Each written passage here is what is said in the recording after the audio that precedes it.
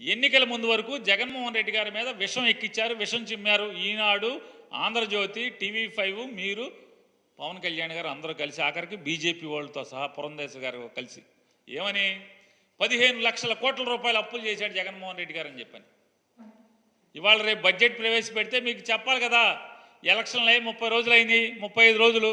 ఇప్పుడు రేపు మీరు బడ్జెట్లో చెప్పాలి జగన్మోహన్ రెడ్డి గారు దిగేప్పటికీ అప్పు ఎంత ఉందని. మరి 15 లక్షల కోట్లు కనపడాలి కదా, మీకు కనపడతలా. సెర్చ్ లైట్లు వేసుకుని ఎతుకుతున్నారు, ఫ్లడ్ లైట్లు వేసి ఎతుకుతున్నారు, అన్ని శాఖలు ఎతుకుతున్నారు. ఎక్కడ 15 లక్షల కోట్లు అప్పులు లేవు.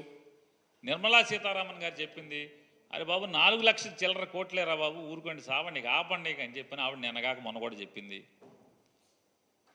ఇప్పుడు మీరు బడ్జెట్ ప్రవేశపెడితే మీ భాగవతం అంతా బయటపడుతుంది, మీ బండారం బయటపడుతుంది. జగన్మోహన్ రెడ్డి గారు ప్రెస్ మీట్ పెట్టి లేకపోతే రేపు అసెంబ్లీలోనే మిమ్మల్ని ఉతుకుతాడు. 15 లక్షల కోట్లని నా మీద విషం చిమ్మారు కదా, మరి మీరే అచ్చేసి చూపించారు కదా 4 లక్షల చిల్లర కోట్లు అని చెప్పని.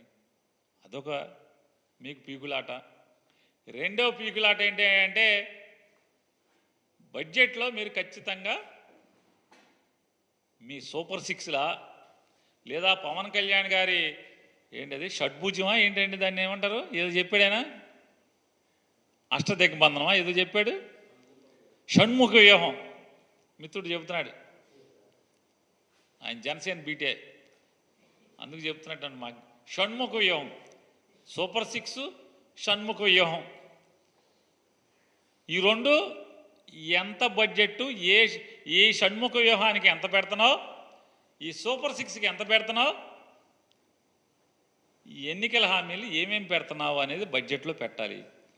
బడ్జెట్లో పెట్టకపోతే ఏంటిదని అర్థం, ఈ సంవత్సరానికి ఉష్కాకి ఈ పథకాలు ఏం లేవని, ఆ బతుకు బయటపడిపోద్ది.